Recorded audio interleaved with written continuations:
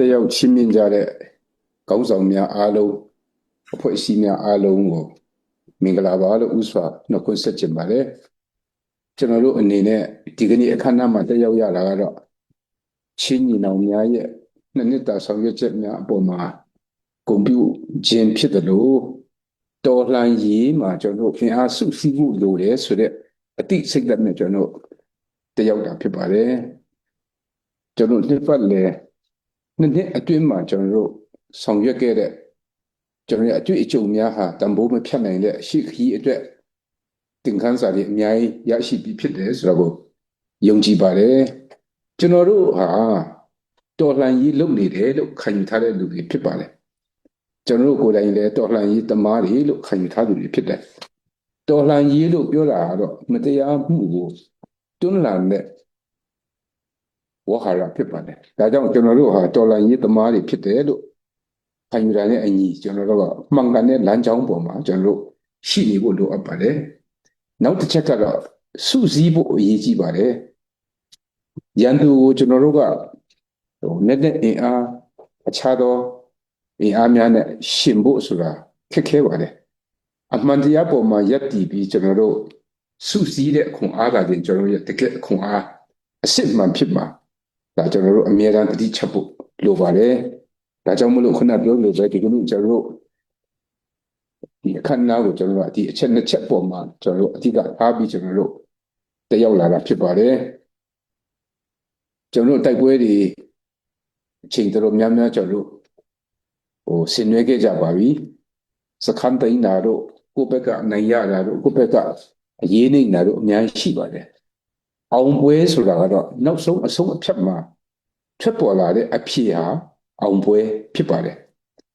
ကျွန်တော်တို့တူညီတဲ့ပန်းတိုင်ရှိပြီးသားဖြစ်တယ်လို့ယုံကြည်ပါတယ်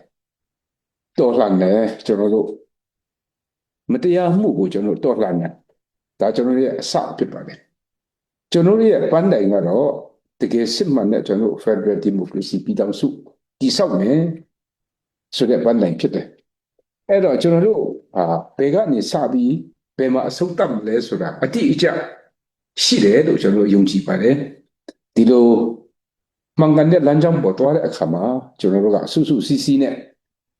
တစ်ဖက်နဲ့တစ်ဖက်တယောက်နဲ့တယောက်ကျွန်တော်တို့ကနားလည်မှုအပြည့်နဲ့အချိတ်ဆက်ညီကျွန်တော်ဆောင်ရွက်ဖို့လိုပါတယ်မြန်မာနိုင်ငံရေလို့ပေါ်ထွန်းလာတဲ့အချိန်ကလေးကကျွန်တော်တို့ဟာတစုတစည်းတဲ့ကျွန်တော်ရဲ့နိုင်ငံကိုမတိဆောက်နိုင်ခဲ့တဲ့အတွက်ကြောင့်မလို့ဒီကနေ့အထိကျွန်တော်တို့ဖျို့ဖျက်ဖြစ်နေရတာဒါကျွန်တော်ရဲ့အတွေ့အကြုံဖြစ်ပါတယ်အဲ့တော့ဒီတစ်ချိန်ຫນွေဦးတော်လှန်ရေးဟာအစီအစဉ်တကျတော်လှန်ပြီးအစီအစဉ်တကျကျွန်တော်ရဲ့ Federal Democracy ပြည်ထောင်စုကိုတည်ဆောက်ဖို့အတွက်အခွင့်အရေးတစ်ခုဖြစ်ပါတယ်ဒါအခင်းအကျင်းအသစ်ဖြစ်ပါတယ်ဒီလိုအခင်းအကျင်းအသစ်မှာကျွန်တော်တို့ဟာကျွန်တော်ရဲ့စိတ်ဓာတ်ခွန်အားကာယခွန်အားလုံးကိုအရင်အနည်းပြုတ်ပြီးတော့ဒေါ်လာနေတဲ့ချိန်ထဲမှာပဲကျွန်တော်တို့ဘာတွေလိုချင်တယ်လဲဘာတွေတစ်ဖက်နဲ့တစ်ဖက်နားလည်မှုပေးရမလဲဆိုတဲ့အပိုင်းကိုလည်းဥပ္ပင်လင်းလင်းကျွန်တော်ဆွေးနွေးဖို့ဖြစ်ပါတယ်ဒါကြောင့်ခုနခေါင်းဆောင်များမိန့်ကြားသလိုပဲတစ်ဖက်ကလက်နက်ကင်တော်လှန်ရေးတစ်ခုတည်းလုပ်တာမဟုတ်ပဲနဲ့ကျွန်တော်ရဲ့အနာဂတ်အတွက်တည်ဆောက်နေတဲ့အချိန်ဖြစ်တယ်ဆိုတော့အမြဲတမ်းကျွန်တော်တို့ဒါကိုတတိချက်ပြီးမှတည်ဆောက်နေဖို့လိုပါတယ်စစ်တိုက်တာရဲ့အုပ်ချုပ်တာရဲ့နိုင်ငံရေးလုပ်တာရဲ့ပြည်သူ့ဝန်ဆောင်မှုပေးတာရဲ့ဆိုတဲ့ခေါင်းစဉ်တွေဟာတော်တော်ကွဲပြားပါတယ်စစ်တိုက်တဲ့လူဟာတချို့နိုင်ငံရေးကျွမ်းကျင်ခြင်းမှလည်းကျွမ်းကျင်မယ်ထိုနည်း၎င်းပဲအုပ်ချုပ်ရေးကဏ္ဍမှာတာဝန်ယူတဲ့လူကတော့အခြားတစ်ဖက်မှာသူ့အနေနဲ့အင်အားအပြည့်နဲ့လုပ်နိုင်ခြင်းမှလုပ်နိုင်မယ်ဒီဟာတွေအားလုံးကိုတစုတစည်းဒီစုစည်းပေးတဲ့ကျွန်တော်တို့ဥဆောင်ဥရွက်ပေးတဲ့စီမံကိန်းတွေလိုပါတယ်ဒါဟာစီမံကိန်းဒါတကယ်ကျွန်တော်တို့ရဲ့မဟာဗျူဟာဖြစ်ပါတယ်ဒီကနေ့ကျွန်တော်တို့အင်အားတွေကိုစုစည်းဖို့ပြောတဲ့အခါမှာတခါတလေမှာကျွန်တော်တို့စီမံအားလုံးအားမရပါဘူးကျွန်တော်တို့တိုင်းသားလူမျိုးတွေအသီးသီးမှာဒါကျွန်တော်တို့ညင်းပယ်လို့မရတဲ့အချက်ဖြစ်ပါတယ်ဒါကြောင့်မလို့လွန်ခဲ့တဲ့လတွေကဒီကျွန်တော်တို့ဒီကမှာ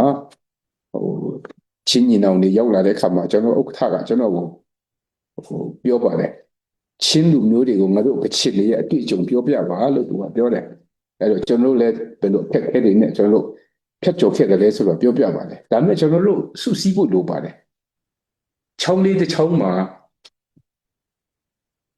ရှိတဲ့ရင်းနေတ attva တွေကတော့နည်းပါတယ်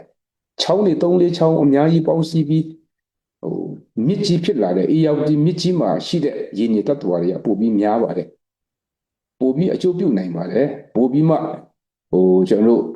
တို့အကျိုးရှိစွာနဲ့ကျွန်တော်တို့ဒီအေးရောက်ဒီမြစ်ကြီးကိုအသုံးချနိုင်တယ်လို့ပဲကျွန်တော်ရဲ့အင်အားတွေအကုန်လုံးစုစည်းလို့ရှိရင်ဒါနိုင်ငံလုံးကိုကျွန်တော်တို့အကျိုးပြုနိုင်တဲ့ဝန်ဆောင်မှုပေးနိုင်တဲ့ကျွန်တော်တို့မြစ်ကြီးတစ်စင်းဖြစ်လာမယ်လို့မျှော်လင့်ပါတယ်ခုနပြောသလိုပဲကျွန်တော်တို့တိုက်ပွဲတွေအများကြီးဆင်နွှဲတဲ့အခါမှာကျွန်တော်တို့ရဲ့အရေးအမြစ်တွေဘယ်လောက်လိုအပ်တယ်လဲဆိုတာလည်းကျွန်တော်တို့လက်တွေ့သိပြီးသားဖြစ်တယ်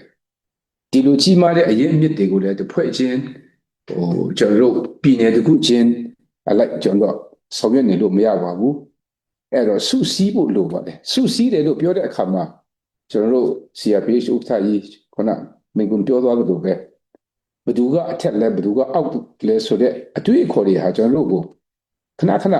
အနှောက်အယှက်ပေးပါတယ်ဒီလိုဟာမျိုးကိုတမင်တကာကျွန်တော်တို့အဖွဲ့ခြားသေးကိုခေါင်းထဲကိုရိုက်သွင်းတဲ့ဟာတွေကိုကျွန်တော်နားထောင်လို့မရပါဘူးအဲ့တော့စုစည်းရမယ်တာဝန်ကိုယ်စီရှိတယ်ဆိုတဲ့ဟာကိုလည်းကျွန်တော်တတိချပ်ဖို့လိုပါတယ်ကျွန်တော်တို့ခုနပြောလို့ပဲကျွန်တော်တို့ရဲ့တော်လှန်ရေးဟာအဆုံးမှာကျွန်တော်တို့တကယ်ပဲ Federal Democracy ပြည်ထောင်စုကြီးကိုတည်ဆောက်မယ်ဆိုတဲ့ရည်မှန်းချက်အတိအကျရှိပြီးသားဖြစ်တဲ့အတွက်ကြောင့်မလို့ဒီကနေ့ကျွန်တော်မမိတ်မတုံသွားဖို့လိုပါတယ်နောက်ဆုံးအနေနဲ့ကျွန်တော်အနေနဲ့ပြောချင်တာကတော့ကျွန်တော်တော်လှန်ရေးလူဦးတော်လှန်ရေးချိန်မှာကျွန်တော်အများကြီးအတွေ့အကြုံတွေရခဲ့ပါပြီမတူညီတဲ့ဒီအတွေ့အကြုံတွေကိုရှေ့ဆက်ရမယ်ကျွန်တော်ဒီနိုင်ငံတစ်ခုရဲ့လှပတဲ့တည်ဆောက်မှုကျွန်တော်တို့ကတေချာအသုံးချနိုင်ဖို့လိုအပ်ပါတယ်ချင်းလန်းရဲ့အင်အားစုချင်းလန်းရဲ့အရေးအမြစ်ဟာကျွန်တော်တို့ Federal Democracy ပြည်ထောင်စုအတွက်တန်ဖိုးမဖြတ်နိုင်တဲ့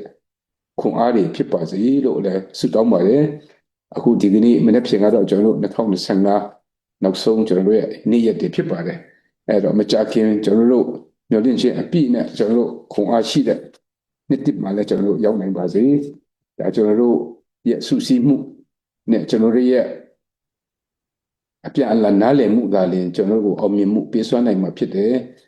ကျွန်တော်မိမိယုံကြည်ရာမိမိတို့ရဲ့ဘာသာရေးအရာကျွန်တော်ဆုတောင်းခြင်းအဖြစ်အပြန်အလှန်အမြဲတမ်းကျွန်တော်ခွန်အားယူပြီးရှေ့ခီးဆက်ကြပါလို့ပြောရင်းဂုဏ်ပြုရင်းနဲ့ညီကုန်းချုပ်ပါလေကျေးဇူးတင်ပါတယ်